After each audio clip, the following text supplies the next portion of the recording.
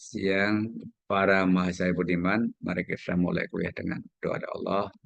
Mudah-mudahan awal sampai akhir lancar dan yang kita bahas dapat bermanfaat. Kita bisa berdoa.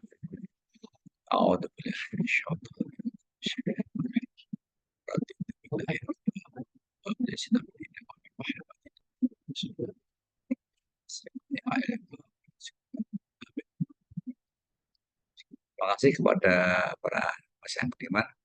Mari kita mulai kuliah hari ini. Kelompok penyaji siapa dan moderator siapa, silakan Zahra untuk menginformasikan dan memulainya. Bapak Di menyimak sekarang. Silakan. Eh, Baik Pak, terima kasih. Untuk hari ini tuh yang presentasi kelompok 3 ada Adinda Ramadhani sama Hasnalati Fatul dan rekan-rekan. Mungkin bisa dimulai aja Adinda atau Hasna.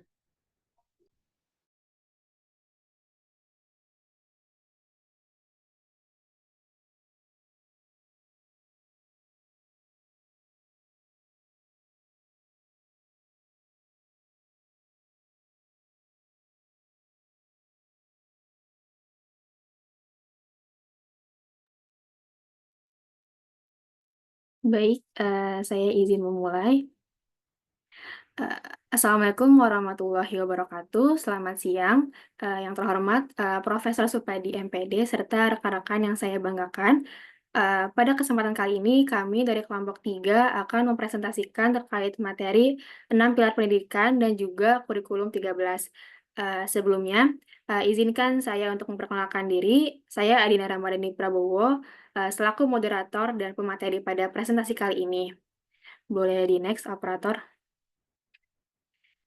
Dan izin memperkenalkan anggota kelompok saya, yaitu ada Syifa Kalista Handayani, Hasna Latifatul Husna, dan juga Umniyah Azah. Boleh di next.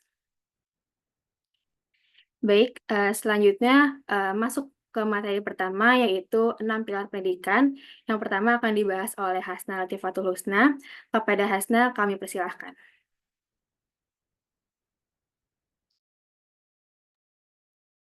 Baik, sebelumnya terima kasih kepada moderator atas kesempatannya. Izinkan saya untuk memaparkan materi yang pertama, yaitu terkait pilar pendidikan. Nah, pilar pendidikan itu kan terdiri dari dua kata, yaitu pilar dan pendidikan. Apabila saya berbicara tentang pilar, pasti yang berada di benak para saudara itu adalah sebuah penopang, penyangga, atau dasar fondasi untuk membangun sebuah bangunan agar bangunan itu dapat bangun secara kokoh. Sedangkan pendidikan itu adalah proses pembelajaran yang dimana itu sudah menjadi suatu kebutuhan pokok dalam kehidupan manusia. Jadi dapat kita simpulkan bahwa pilar pendidikan itu adalah pokok dasar untuk mencapai pengetahuan atau pemahaman bagi individu. Tetapi menurut UNESCO, pilar pendidikan itu adalah tiang atau penunjang dari suatu kegiatan usaha, pengaruh, perlindungan, dan bantuan yang akan diberikan kepada anak didik yang bertujuan untuk pendewasaan anak. Nah, terkait hal ini, UNESCO sebagai lembaga yang menaungi masalah pendidikan di bawah naungan PBB mengemukakan bahwa keberhasilan pendidikan itu diukur dari hasil pilar pengalaman belajar.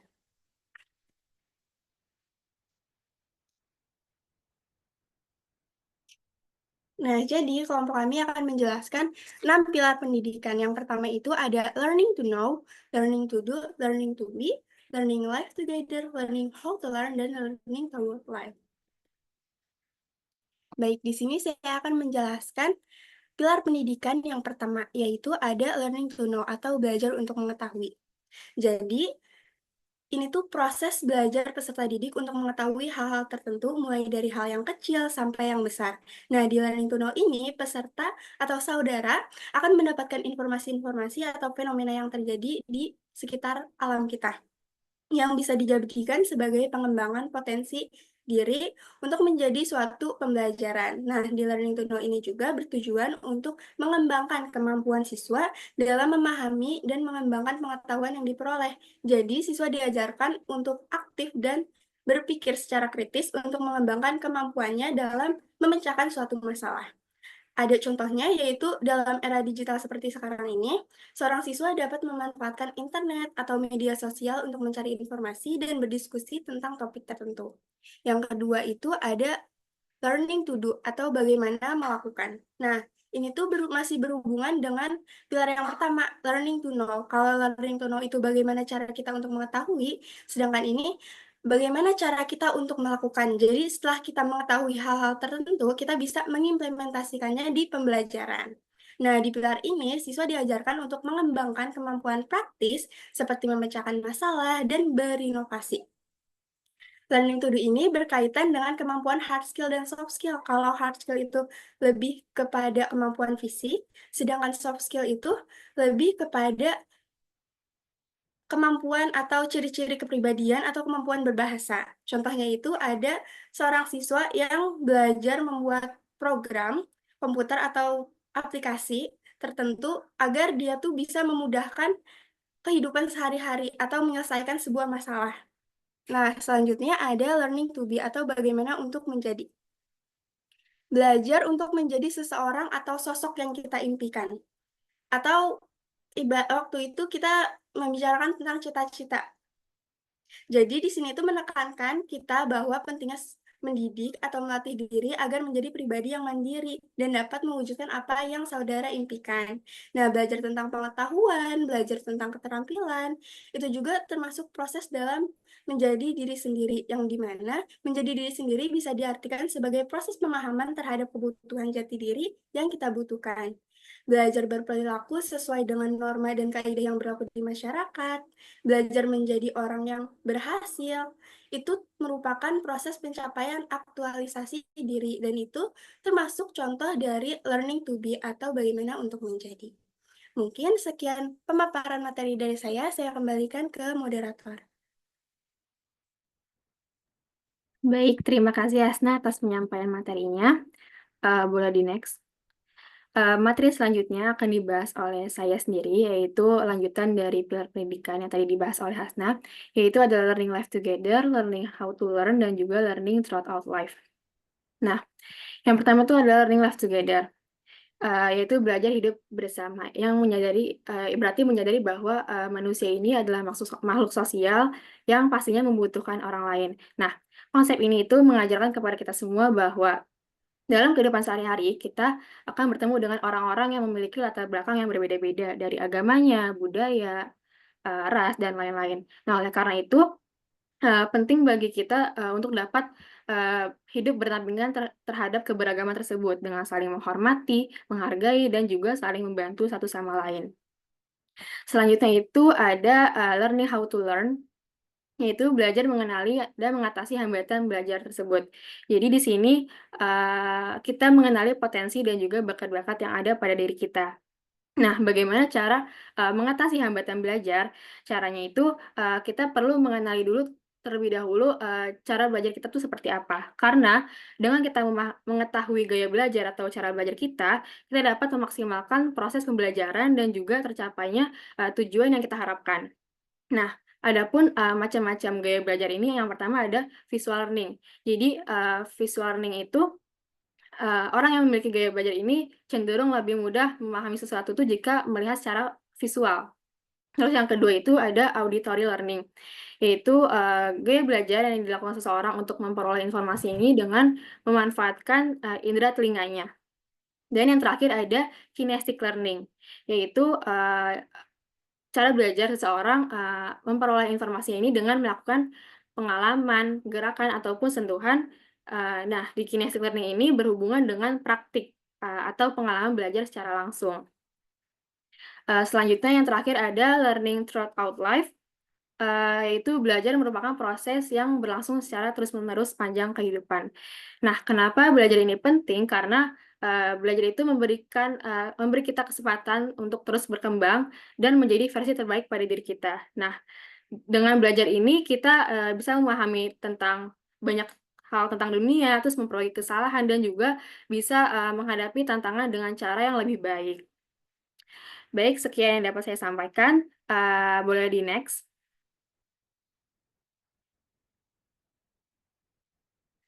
Selanjutnya itu membahas materi kedua, yaitu tentang kurikulum 13. Yang pertama akan dibahas oleh Umniah Azah. Kepada Umniah Azah, kami silakan. Oke, di sini saya akan membahas tentang kurikulum 2013 atau singkatan K13 ataupun Kurtilas yang merupakan kurikulum yang berlaku dalam sistem pendidikan Indonesia. Kurikulum ini merupakan kurikulum tetap diterapkan oleh pemerintah untuk menggantikan kurikulum 2006. Kurikulum 2013 merupakan metode belajar dengan menggunakan mata pelajaran terpadu, pendekatan saintifik, serta penilaian autentik. Oke, selanjutnya.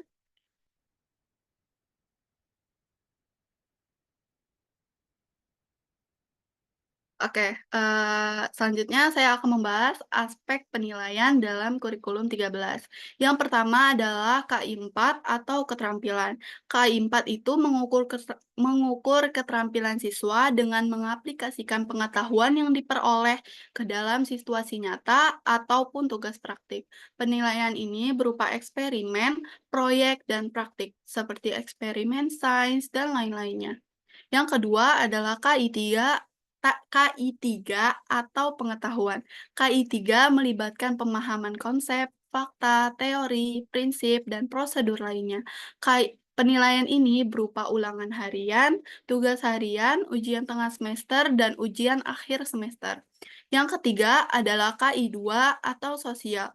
KI2 berfokus kepada sikap sosial siswa, seperti bagaimana mereka bersikap dalam lingkungan sekitarnya. Sikap ini mencakup nilai-nilai seperti jujur, kerjasama, gotong royong, tanggung jawab, dan masih banyak lagi.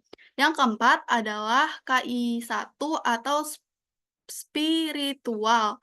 KI1 ini berkaitan dengan nilai-nilai agama dan keyakinan yang dianutnya. Sikap ini mencakup seperti rasa syukur, keimanan, dan menerapkan ajaran agamanya dalam kehidupan sehari-hari. Oke, next.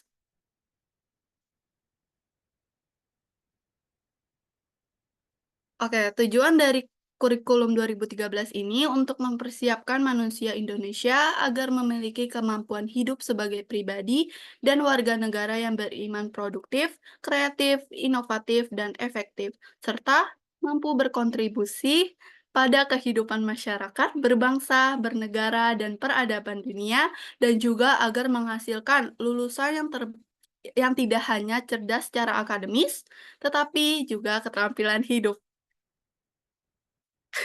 Next. Oke, selanjutnya adalah langkah pembelajaran. Yang pertama adalah observing atau mengamati. Kegiatannya itu guru mengajikan bahan ajar berupa gambar, video, atau teks untuk diamati oleh para siswa. Dan siswa tersebut mencatat apa yang mereka lihat, dengar, dan rasakan terkait materi tersebut. Yang kedua adalah questioning atau menanya. Kegiatannya itu yang pastinya siswa diajak untuk bertanya apa yang mereka belum pahami. Pertanyaannya bisa ke guru ataupun teman kelasnya. Yang ketiga adalah associating atau menalar. Kegiatannya seperti siswa mengolah informasi atau mengaitkan pengamatan dengan data dan teori yang ada. Yang keempat adalah experimenting atau mencoba. Kegiatannya itu siswa mencari jawaban lebih lanjut dengan melakukan eksperimen, wawancara, atau observasi lanjutan. Yang kelima adalah communicating atau mengkomunikasikan. Kegiatannya, siswa menyampaikan hasil pembelajaran secara lisan maupun tulisan seperti bentuk presentasi yang seperti sedang saya lakukan, laporan, atau diskusi kelompok. Oke, terima kasih. Saya akan kembalikan kepada moderator. Baik, terima kasih Yaza atas penyampaian materinya. Selanjutnya materi terakhir akan dibahas oleh Syifa Kalista Handayani. Kepada Syifa dipersilahkan. Baik, terima kasih kepada moderator atas kesempatannya. Untuk materi selanjutnya, saya akan menjelaskan mengenai karakteristik dari kurikulum 13. Yang pertama yaitu ada mengembangkan keseimbangan antara pengembangan sikap spiritual dan sosial, rasa ingin tahu, kreativitas, kerjasama dengan kemampuan intelektual dan psikomotorik. Nah, dalam poin ini tuh menjelaskan bahwa kurikulum menekankan pentingnya membentuk siswa yang tidak hanya cerdas secara intelektual, tetapi juga memiliki sikap yang baik dan keterampilan yang beragam. Nah, untuk poin yang kedua yaitu sekolah merupakan bagian dari masyarakat yang memberikan pengalaman belajar terencana di mana peserta didik menerapkan apa yang dipelajari di sekolah ke masyarakat dan memanfaatkan masyarakat sebagai sumber belajar. Maksud dari poin ini tuh adalah bahwa K13 ini menekankan peran sekolah sebagai jembatan antara pendidikan formal dan dunia nyata di masyarakat. Tujuan dari pendekatan ini adalah agar pembelajaran menjadi lebih kontekstual, relevan, dan bermakna bagi siswa. Sehingga mereka itu dapat mempersiapkan diri untuk menjadi anggota masyarakat yang aktif, kreatif, dan berdaya guna. Dan untuk poin terakhir dari karakteristik ini yaitu mengembangkan sikap pengetahuan, dan keterampilan, serta menerapkannya dalam berbagai situasi di sekolah dan masyarakat. Dalam poin ini menjelaskan bahwa K13 berfokus pada pembentukan siswa yang holistik dengan menyeimbangkan pengembangan 3 aspek utama tadi, yaitu sikap, pengetahuan, dan keterampilan. Kemudian siswa diharapkan mampu mendapatkan 3 aspek utama tersebut, tidak hanya dalam lingkungan akademik atau sekolah, tetapi juga dalam kehidupan nyata dan situasi yang berada di luar sekolah. Hal ini tuh bertujuan agar siswa memiliki kesiapan yang lebih baik untuk menghadapi tantangan di dunia nyata dengan cara yang adaptif dan fleksibel. Boleh dilanjut? Nah, untuk materi selanjutnya yaitu kriteria buku kurikulum 13. Dalam K13 ini, buku-bukunya itu ditulis mengacu pada konsep kurikulum, yaitu ada KI, KD, dan silabus. Nah, KI dan KD ini merupakan komponen yang ada dalam silabus. Nah, KI itu kepanjangannya adalah kompetensi inti yang merupakan tingkat kemampuan untuk mencapai standar kompetensi lulusan yang harus dimiliki oleh seorang peserta didik pada tingkat kelas.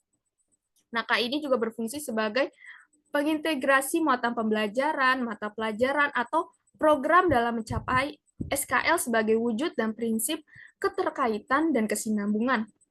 Namun selanjutnya itu KD. KD itu kepanjangannya adalah kompetensi dasar yang merupakan kemampuan dan materi pembelajaran minimal yang harus dicapai oleh peserta didik dalam suatu mata pelajaran pada masing-masing satuan pendidikan yang mengacu pada kompetensi ini, kompetensi inti.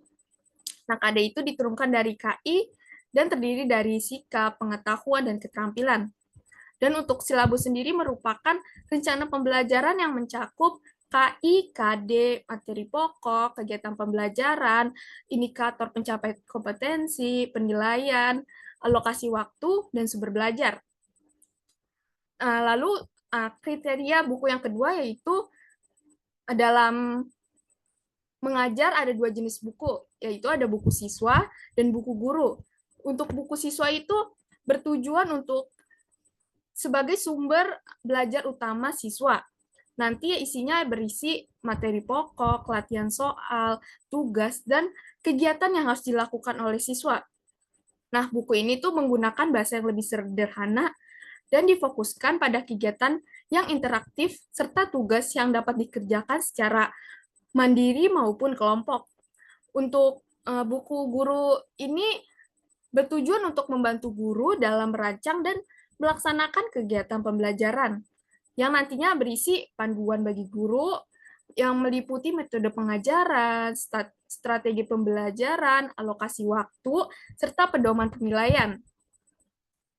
Nah, untuk kriteria yang ketiga ini, buku siswa lebih ditekankan pada activity based, bukan merupakan bahan bacaan.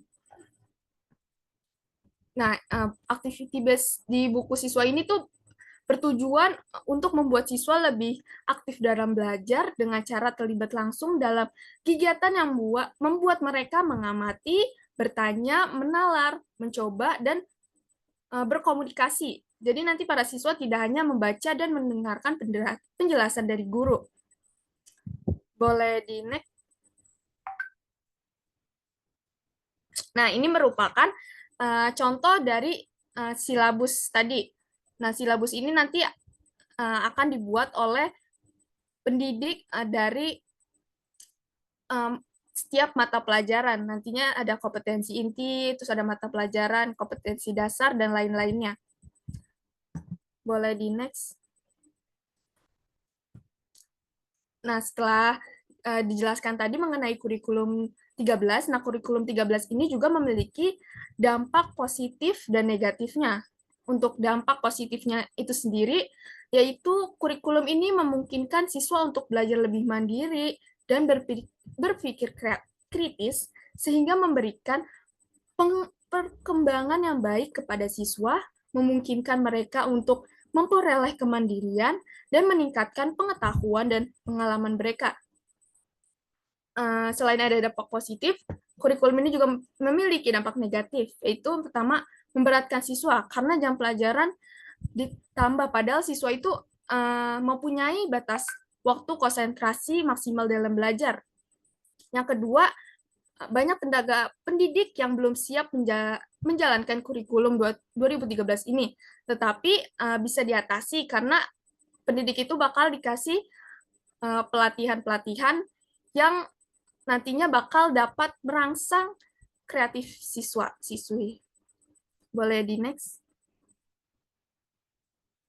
Nah, berikut ini merupakan sumber acuan dari presentasi dari kelompok kami. Cukup sekian materi yang dapat saya sampaikan, saya kembalikan ke moderator. Oke, terima kasih banyak. Kita berikan aplaus yang meriah. Terima kasih banget. Hari ini saya sangat terkesan kalimatnya yang disampaikan oleh Ibu oleh Umi. Masih banyak lainnya. Pertama. Yang kedua, saya sangat terkesan baru kali ini saya tahu bahwa ada calon ibu negara yang ikut kuliah di UNJ, yaitu Ibu Prabowo Ramadhani. Nanti rencana kalau pada waktu acara saya terima ikut gak nanti si Dinda terima jabatan dari Jokowi ke Prabowo itu. Jadi di belakang aja, Pak. Oke, nanti sama Pak Modi ya. Umi, nanti kalau kita punya anak jangan ini ya, jangan dipanggil Umi ya. Nanti kalau Umi izin nama atasannya takutnya kurang bagus. Nanti dipanggil Ibu aja. Supaya Umi kan ngomongnya kan gak enak ya. Ibu Direktur, izin dong. Saya akan memberikan ASI itu kalau namanya Ibu. RSU Ibu. Kalau Umi kan gak enak ya. Izin Bu Direktur, saya akan memberikan ASU. Masa gitu gak enak ya ASU. RSU Umi. Oke, makasih kepada Bapak Penyaji yang sangat cantik-cantik. Nggak ada yang ganteng karena semuanya 4 darah gadis manis. Saya akan menambahkan dikit terkait dengan K13 dan 4 atau entar pilar UNESCO. Learning to know, to do, to be, live together. Learning to know, to be, live together. Saya nanya kepada Ubi dulu. Umi, Anda suka kue apa, Umi? Apa, Prof? Suka kue apa Anda? Kue. Kue Ya. apa? Kue apa? Ya terserah kue apa, terserah. Kue. Bentar, Prof. Bentar ya. Saya Kue. tunggu. Saya sapa tunggu ke Kue coklat. coklat. Coklat itu kan ini ya, uh, artinya misalkan kata si Zara tuh kue bolu, itu kan kue putu, kue apa gitu. Kalau coklat itu kan kurang spesifik ya, Ramadan ya. Apa bisa kue apa? Kayak nastar itu misalnya nastar ya, misalnya nastar ya. Apa Om? Kue apa? Kue bolu, Pak. Bolu. Oke, siap. Zara, kita lihat penerapan tentang 4 pilar. Karena 4 pilar itu adalah UNESCO. UNESCO itu adalah yang menangani pendidikan di dunia. Kalau negara-negara dunia itu ingin menyamakan persepsi, selaras bisa maju bersama, maka ikuti resep, ikuti apa ya kesepakatan yang ada di Swiss, yaitu 4 pilar itu. Contohnya tadi umi kita ini kue bolu tadi ya.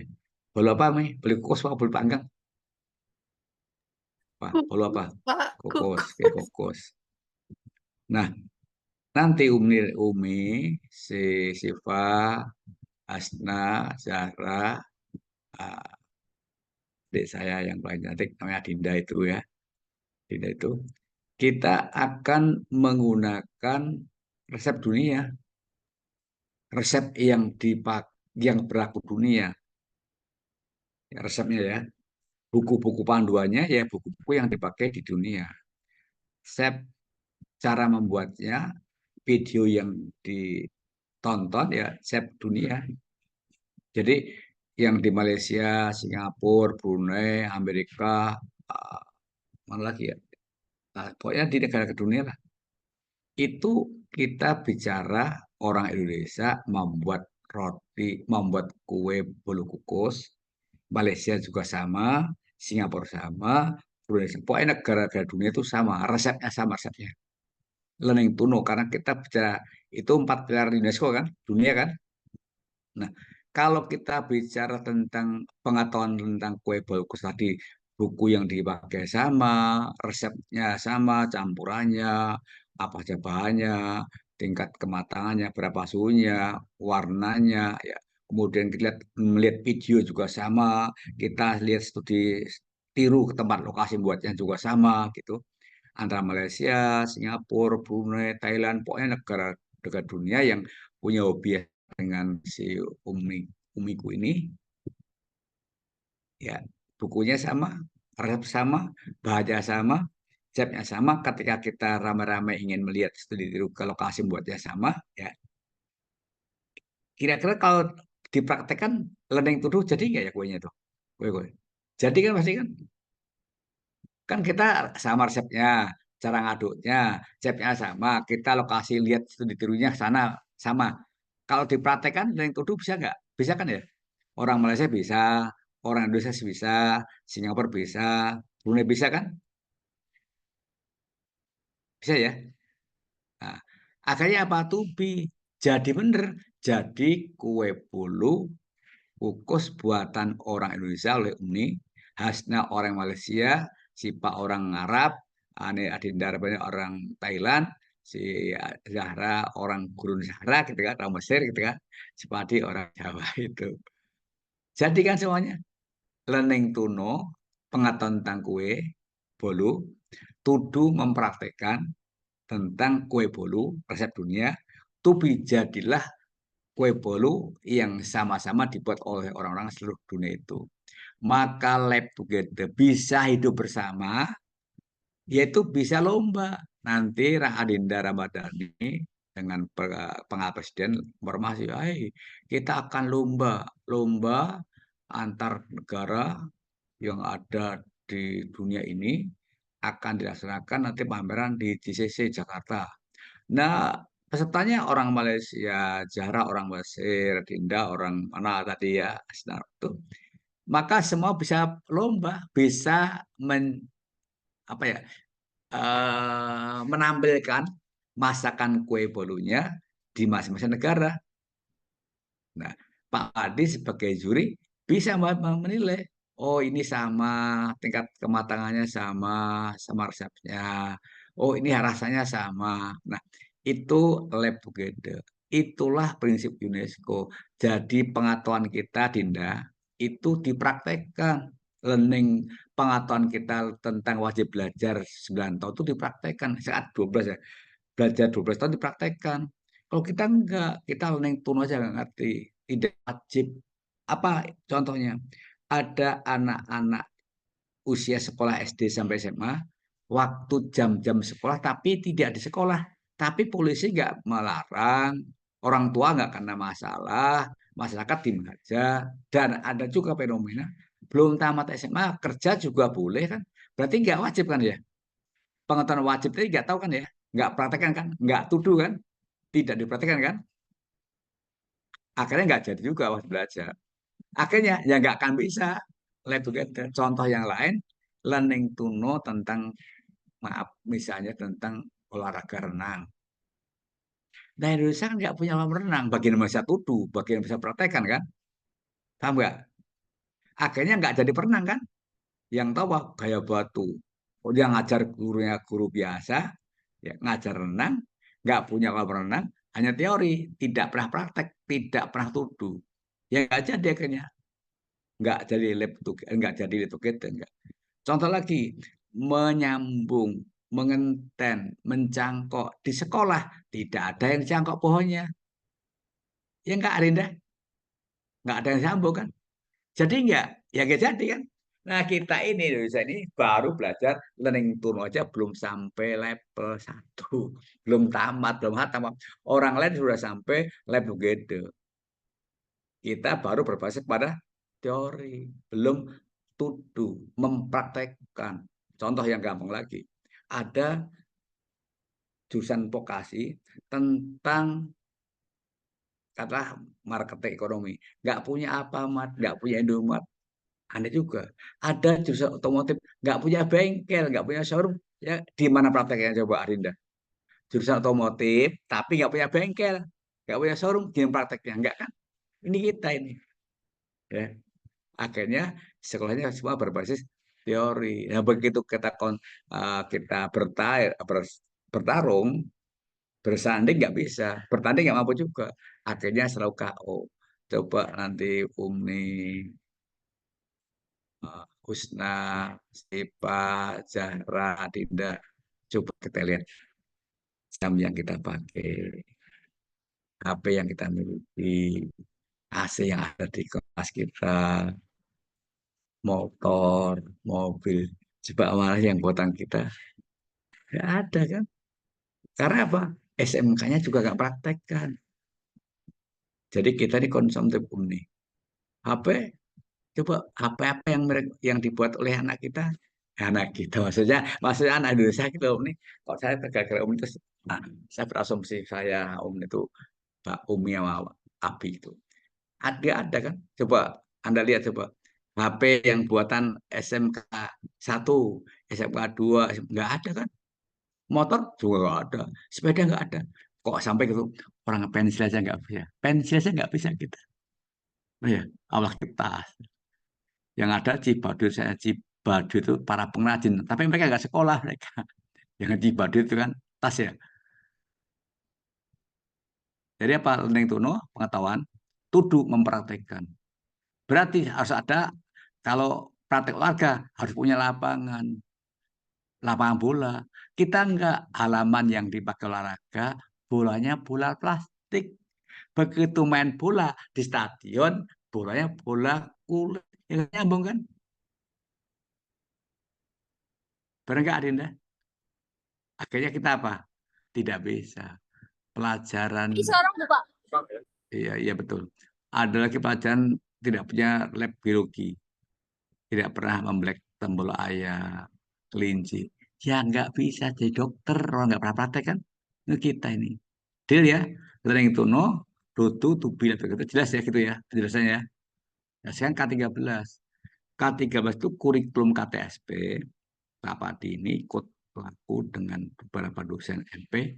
Gini ceritanya, tahun 2012 itu negara berpikir ada dua anak kembar, satu kuliah di Indonesia, Safi, yang Safi itu Safi Ma'arif sama Sapni Sapnir, yang satu di Australia, aneh apa Profesor Dr. Sarja ini pejabat.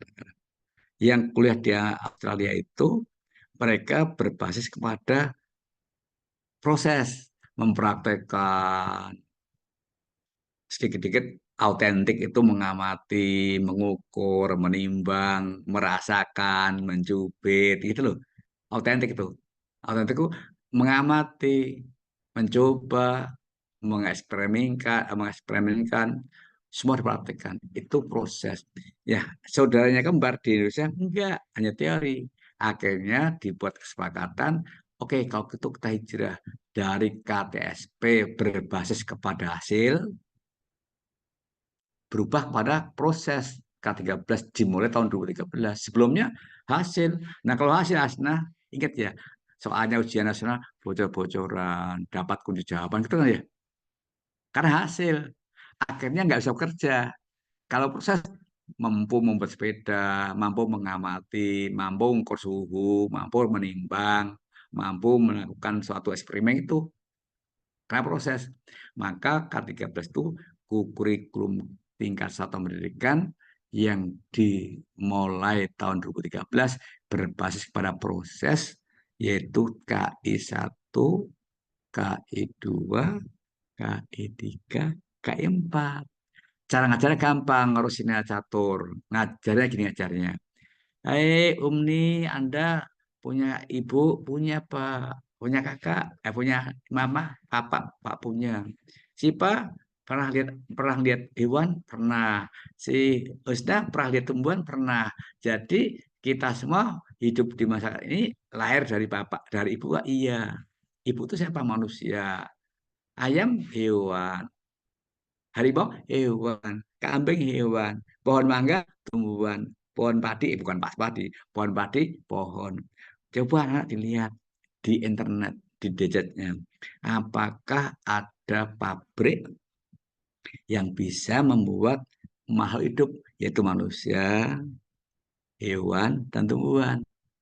Ternyata tidak ditemukan di gadget itu, di internet itu. Oke, kalau begitu coba Nanda Umni lihat di Al-Quran. Oke, siapa Pak? Coba si Lukas lihat di Injil.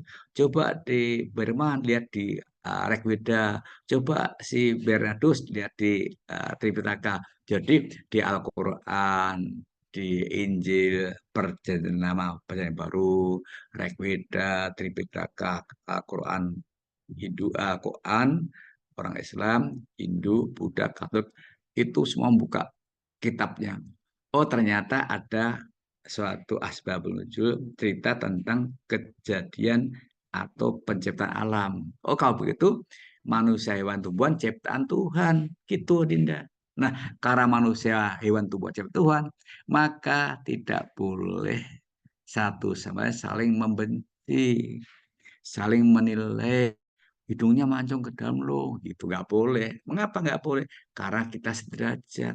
Nggak boleh mengeksplorasi tumbuhan, nggak boleh kambing monyet dipakai apa tuh topeng monyet karena eksplorasi.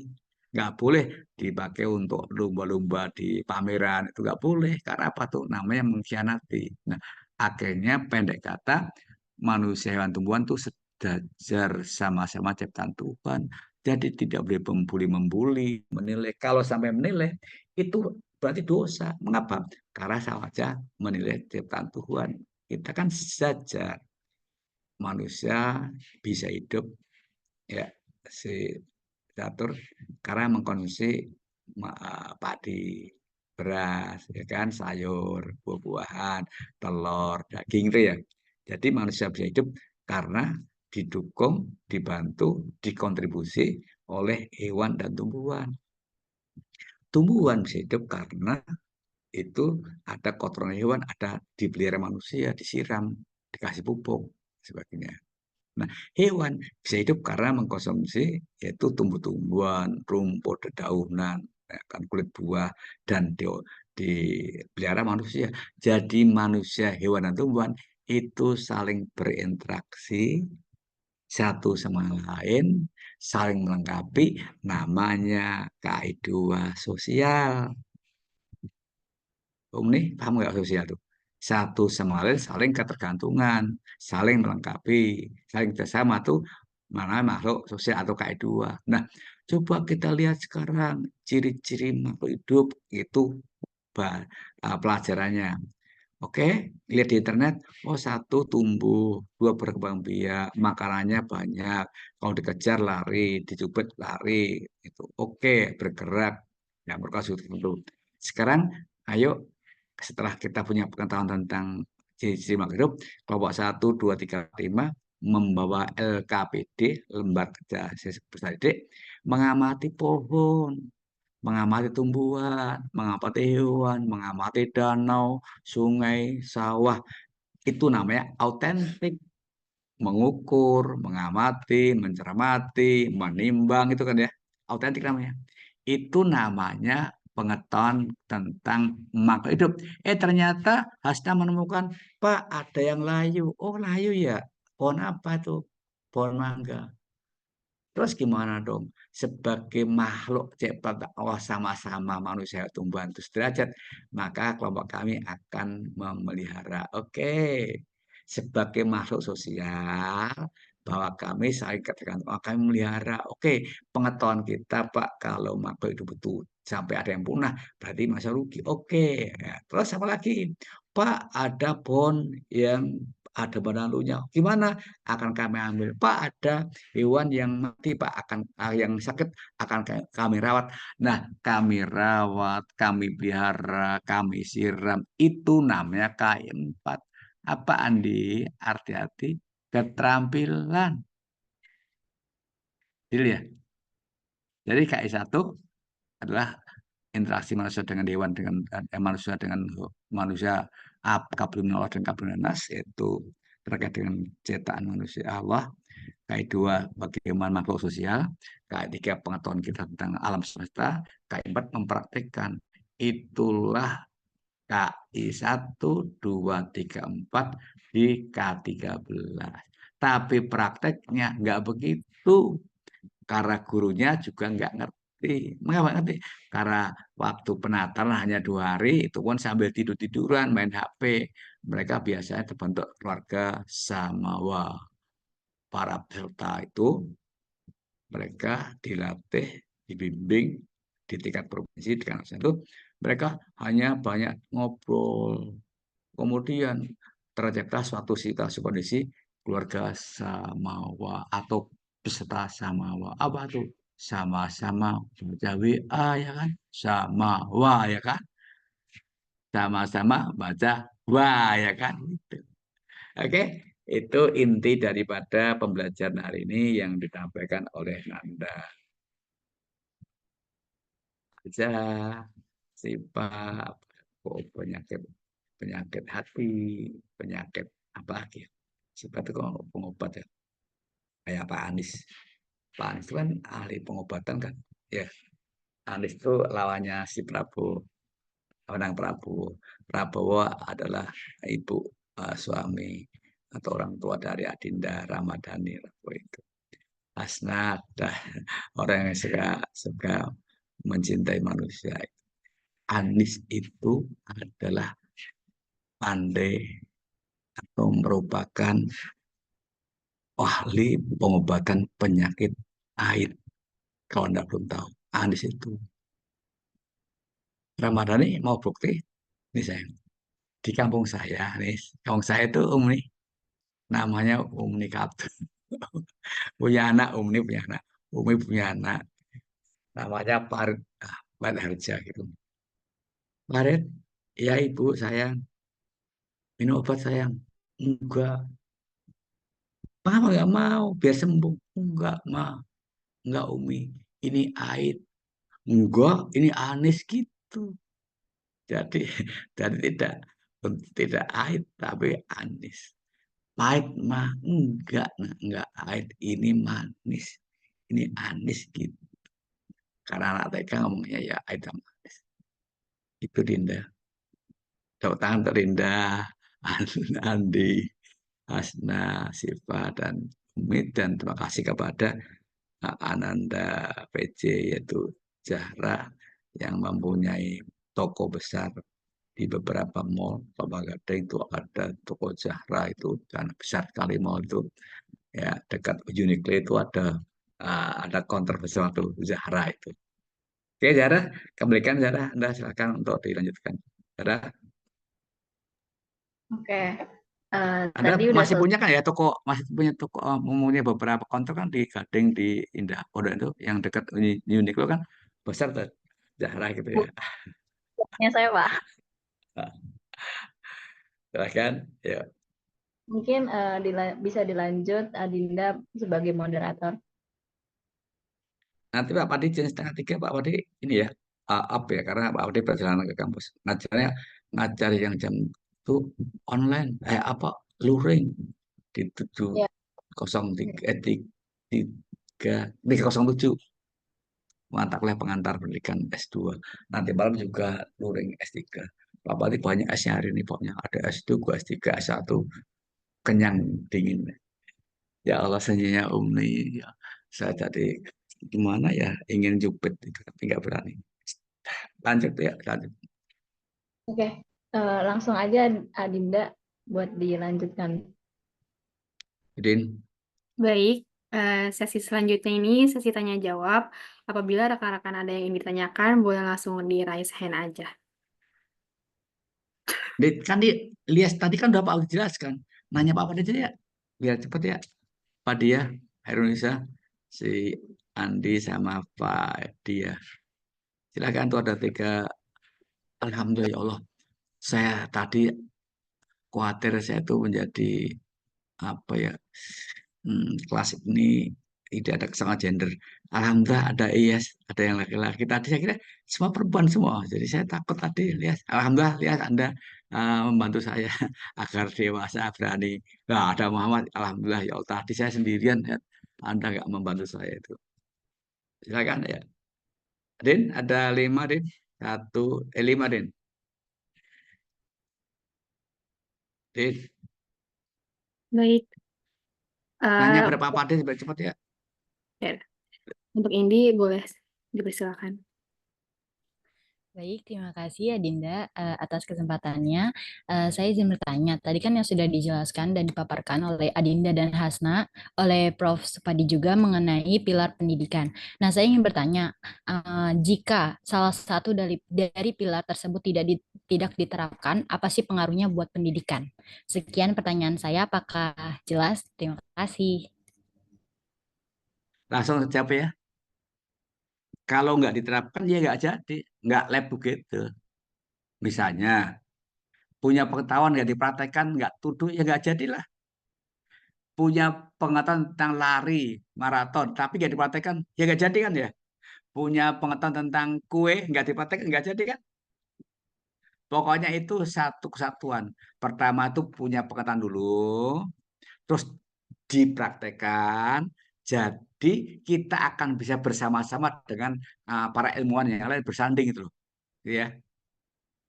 Membuat aqua, tentang aqua tahu, dipraktekkan aqua disuling, ya kan, tuduh kan, tubi jadi air aqua. Nanti ada pameran tentang air aqua dimanapun negara dunia, kita bisa untuk ikut pameran kan, lab begitu kan, jelas ya. Itu prasyarat itu. Contoh lainnya, KI 1, 2, 3, 4 itu prasyarat. Nggak bisa kalau hanya KI 1. Ya nggak bisa hanya punya tahu manusia hewan tumbuhan adalah makhluk Allah. Ya nggak bisa. Harus dipraktekkan kan. Gitu kan? Interaksi kan ya. Harus punya pengetahuan dan dipraktekkan. Jadi itu prasyarat itu ya. Oke ya. Keterkaitan. Jelas ya Adinda Artati. Adinda Ramadan. Ya Adinda Artati apalah. Adinda juga. Terus? Jelas, Prof. Oke. Saya kalau jawab di Artati saya senang sekali. Ya nggak sedih lah, saya merasa sedih. Terus berikutnya Dinda siapa Din? Baik, berikutnya boleh Fadia pertanyaannya apa? Dia atau Oke, Pak di sana ya? Nggak usah pakai Pak ya, dia aja ya, dia ya, di ya silakan Pak dia. baik, Prof. Apakah suara saya terdengar? Terdengar tapi kurang begitu jernih. Sebagaimana suara radio kayu manis tuh, manis fisikanya lembut, manis fisikanya lembut suaranya, lembut suaranya, manis fisikanya gitu ya. Oke, baik. Kalau sekarang udah mulai terdengar jelas? Sudah mulai, ya kan? Oke, saya ingin bertanya tentang kurikulum K13. Jadi saya tuh pernah membaca satu berita K13 itu banyak kontroversinya. Jadi banyak kayak masalah mungkin dari guru yang kurang siap kayak tadi yang telah dipaparkan. Betul. Nah, saya ingin bertanya penyebab dari kontroversi kurikulum K13 itu apa dan solusinya juga apa. Nah, terus saya juga ingin bertanya. Jangan banyak-banyak Se- kok, banyak banget. Satu lagi, Prof. Benar. Jadi itu banyak yang mengatakan kalau K13 itu lebih efektif daripada kurikulum Merdeka. Itu apa ya alasannya tuh kayak kenapa saya dibilang kayak Oke. gitu? Oke, siap udah ya, Terima saya siap ya, kasih. Pak Dia. Yang pertama, Iya, jawaban Prof. pertama, mengapa mereka itu kontroversial? Karena kalau kita pakai KTSP, membuat soal se-Indonesia sama. Kepala Dinas, Pak Menteri ngomong, ayo semua buat soal pilihan ganda 15, semua bisa kan ya? Nah, coba sekarang kalau KTS kalau 13, coba yang praktekkan bagaimana penyelesaian soal. Nggak bisa, kan sudah ada alatnya kan? Ulangi lagi. Coba sekarang kalau misalkan kita soal K13 ya, coba sekarang sebutkan macam-macam gaya lari, gaya renang. Bisa, gaya kupu-kupu, bebas, gaya batu gitu kan. Tapi kalau K13 kan nggak bisa. Coba praktekkan gaya kupu-kupu. Kan nggak bisa kan, harus ada alatnya kan? Enggak, harus ada alatnya kan, kalian proses kan. Itulah hambatannya. Iya, Prof. Enggak, karena kita nggak punya sarananya, gedungnya nggak punya, lapangan nggak punya kan, itu masalahnya. Nah, kalau K13 sama K-Kummer itu lebih efektif K13, ya iyalah, kan K13 sudah terbukti. Kummer baru berjalan kan? Saya ulangi. Kalau K13 kan udah berlangsung kan? Nah, yang Kummer kan Iya, baru Prof. memulai. Jadi kalau misalkan saya dengan Zara itu jalan-jalan, Zara makan kue nih. Zara baru baru mau makan kue serabi, saya udah makan kue apem. Zara kenyangan kue apem. Lah iya Pak Menteri udah makan, Zara baru mau nyoba kan? Ngerti nggak? Yang satu udah selesai merasakan kan? Yang satu baru mau mulai kan? Ya pasti jawabannya yang sudah merasakan kan? Itu ya. Benar nggak sih, Zara? Kan satu baru berjalan kan, satu Kembar baru berjalan kan, yang kedua sudah selesai kan? Ya orang pasti mengatakan lebih efektif kalau udah selesai kan? Tapi secara logikanya ya belum banyak kemajuannya. Mengapa? Kalau sudah bagus, ngapain diganti kan? Diganti itu karena belum bagus ya kan? Karena masih banyak kelemahannya. Apa kelemahannya? Kalau kemerdekaan itu kan Anda boleh kuliah dimanapun. Anda mahasiswa UNJ, ada mata pelajaran tentang metode, yaitu tentang metode penelitian. Anda izin nama prodi Anda. Di transkrip ijazah Anda ada makalah metode penelitian. Anda boleh kuliah di UI, Anda boleh. Di Gajah Mada boleh. Tapi ada kerjasama, ada surat izinnya gitu loh. Boleh. Hebat kan ya mereka ya. Umni tinggal dari mana aslinya Umni? Padang, Sumatera Utara atau Jogja, Solo, Jawa Tengah mana? Jakarta? Iya, Betawi, Pak. Jakarta. Betawi. Ya Allah, Betawi cantik banget. Pak Wadi kan orang Malaysia nih, ya kan? Karena merdeka kan, oke, Jakarta Anda boleh, kan Pak Wadi kuliahnya Anda kan di Malaysia, tetapi karena Anda itu ada mata kuliah yang diajarkan di Malaysia, di UM Malaysia itu, Pak Wadi di sana, Prof, saya boleh nggak, saya kuliahnya untuk mata kuliah terkait dengan bahasa Mandarin, saya boleh dong ngambil di eh, ITB, boleh silakan lah, gitu kan? Padahal kuliahnya di Malaysia kan, tapi pelajaran yang dipelajari sama kan, boleh. Itu merdeka, ya kan? Paham ya? Boleh menyesuaikan kemampuan masing-masing, itu merdeka itu. Oke, jadi lebih lebih memberikan ruang gerak akses kepada kurikulum merdeka. Nah, ini kurikulum merdeka. Kuliah boleh, nggak boleh kan merdeka ya? Ini mengapa Anda nggak kuliah? Kan dapat pakai kurikulum merdeka, Pak. Saya nggak boleh, nggak mau, Pak merdeka kan? Zara, mengapa Anda nggak ke kampus? Merdeka, Pak. Kami kan boleh lewat Zoom gitu kan ya? Kami boleh mengamati sekitar kami gitu kan? Mengapa Artati kok tidak ke kampus? Pak, ke kampus kan perlu biaya tenaga, atau transportasi, polusi. Kami dari sini bisa mengakses, Pak. Kami menggunakan hybrid kan, bisa kan? Hybrid merdeka kan? Nah, itu merdeka itu namanya. Jelas ya? Tadi yang tanya siapa kok? Pak Dia, jelas Pak Dia ya? Anda jangan-jangan nggak dengar kan? Pak Dia dengar nggak? Jelas, Pak. Oke, makasih. Ternyata di balik di balik mobil yang itu jelas juga dia. Terus siapa lagi Dinda tadi? Din? Adikku sayang Adindaku. Sepertinya Siapa? cukup, Pak. Tadi ada Elias, ada Muhammad tadi. Oh, Anda Vicky. nggak boleh itu dong, apa namanya, persamaan gender lah, harus hormatilah, masuk gara-gara laki-laki nggak boleh. Tadi ada Elias yang ada Muhammad tadi. Mana tadi? Muhammad, Elias atau dia Maaf, presiden? Nah Prof. itu Ya, tuh hadir. Elias kan. Ayo Elias. Maaf, tadi pertanyaannya secara nggak langsung udah terjawab karena secara garis besar udah Alhamdulillah. Memang saya tahu Elias jawab bahwa itu bisa jawab pertanyaan si Elias. Siapa itu? Alhamdulillah. Oke. Terus tadi siapa tadi? Muhammad. Atau udah terjawab juga oleh pertanyaan si Artati atau pertanyaan si Padil? Muhammad, Halo, Prof. Anda mau bertanya apa saya?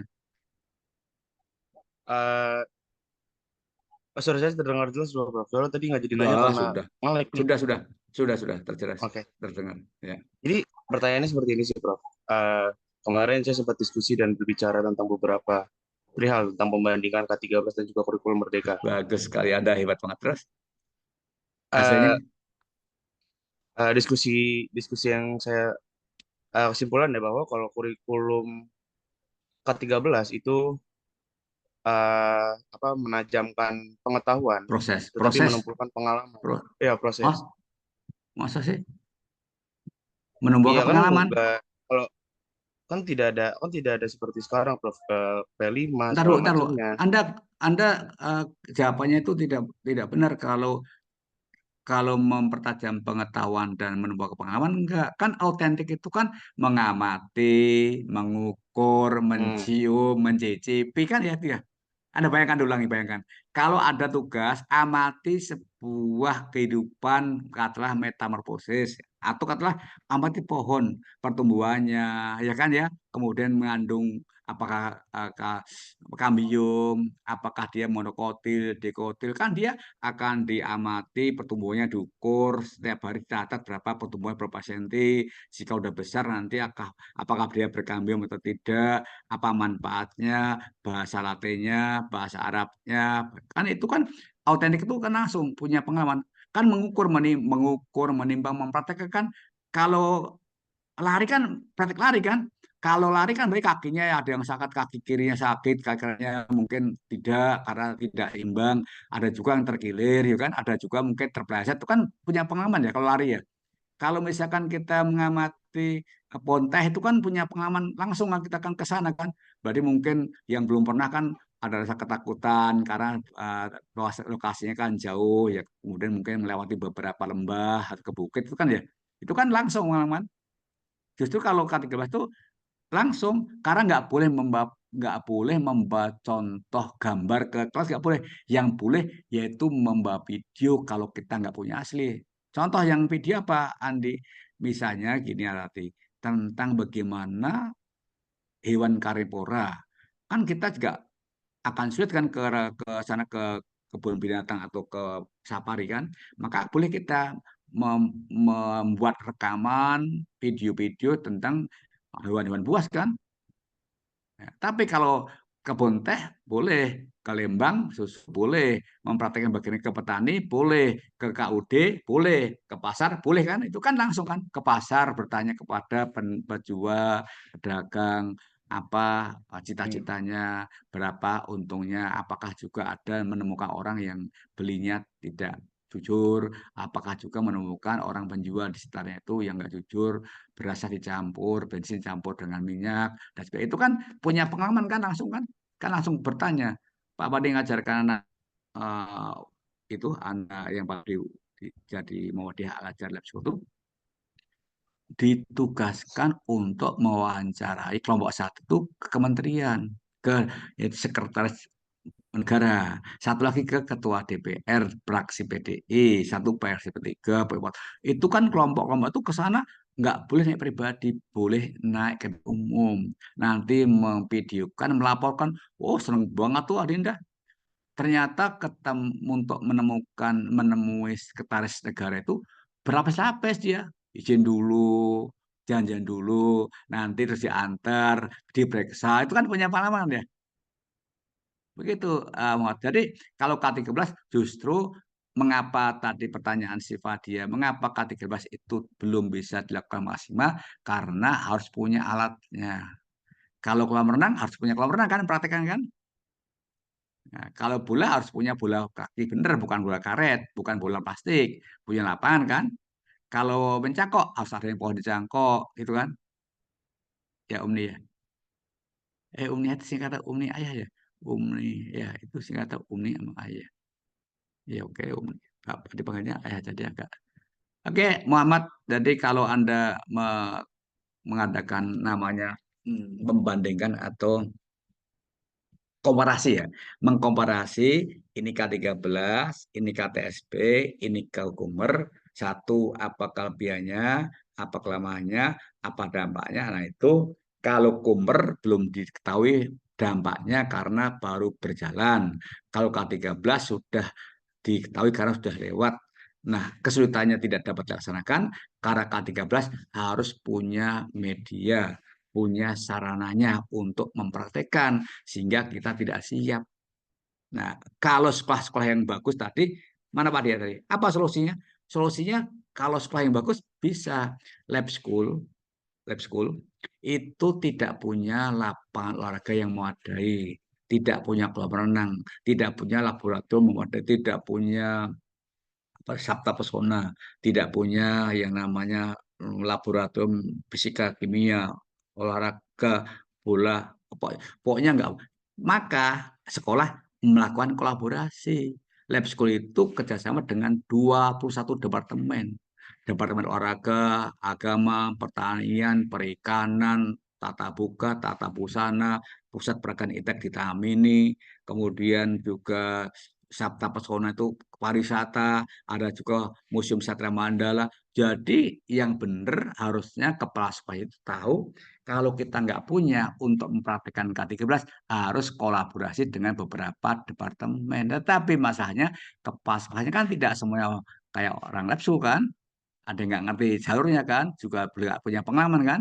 Akhirnya mereka angkat tangan, menyerah gitu. Saya nggak bisa melaksanakan Pak. Mengapa? Si Pak tidak punya media atau sarana untuk mempraktekkan. Contoh yang gampang, bagaimana bisa mempraktekkan berbagai macam gaya renang kalau sekolah tidak punya kolam renang ya kan ya. Bagaimana bisa mempraktekkan membuat sebuah katakanlah kue di dalam tata buka kalau nggak punya oven, nggak punya, pokoknya nggak bisa, nggak punya alat lah. Tapi kalau Anda mengatakan itu monggo aja, tapi itu yang real demikian. Ya Muhammad ya, mungkin Anda belum sampai ke sana apa cara mengkomparasi, membandingkan itu. Tapi K13 dibandingin Kumer lebih bagus Kumer. Mengapa?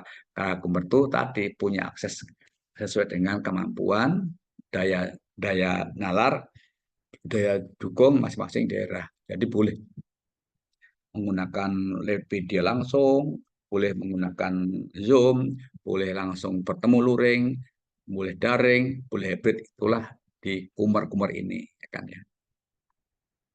Oke ya, Pak Pade udah mau berangkat ini, serius, udah berangkat ini. Nanti silakan lanjutkan oleh si Jarah. Pak Pade ya, Pak Pade udah siap banget mau berangkat loh Umi. Kita berangkat yuk. Ya. Jarah, Pak Pade, mohon maaf ya Pak Pade. Lab atau gimana, kita kiri atau masih ada yang ya? Adinda ini udah nggak ada lagi yang bertanya kan? Kalau ada nanti siang jelas hanya Pak Wadi izin. Iya, Apa? Adinda. Ya. Ya. Tadi Afifah apa mau bertanya? Atau nanti Tadi HP. nggak jadi. Nggak Soalnya jadi. tadi udah dijawab juga, udah sama Oke. Prof. Tadi Ya lewat Allah, pertanyaan Fadia. memang Afifah Nurani pinter banget tuh membuat Pak Wadi hati senang itu biar nggak usah jawab lagi, nggak saja lagi. Emang wanita hebat. Makasih banyak Bapak. Bapak. Makasih banyak para saya beriman. Mari sama-sama kita akhiri kalau nggak ada yang bertanya. Sama-sama baca alhamdulillah. Alhamdulillahirrahmanirrahim. Terima kasih banyak dan mohon maaf lahir batin ya. Mohon maaf lahir batin banget. Kalau jangan mengajar Pak Padi suka bercanda, nggak bagus, nggak profesional. Walaupun profesor tapi kurang profesional. Nah, tapi semata-mata biar Anda tidak ngantuk, Anda nggak suntuk, biar Anda tidak stres, biar Anda nanti tidak wajahnya tidak cepat tua gitu ya. Oke, nah, Pak Padi tidak semua orang nanti Allah akan menyempurnakan, banyak orang Allah yang akan melengkapi. Mari sama-sama kita akhiri baca hamdalah. Alhamdulillah. Terima kasih kepada kelompok penyaji yang hebat. Semua pertanyaan dari kelompok dapat dijawab dengan hebat oleh kelompok penyaji dibantu Pak Supadi. Secara makasih yang telah menjadi PJ yang luar biasa. Siang malam siap siaga kayak suami setia itu ya. Terima kasih ya semuanya ya. Nah, cukup sejarah.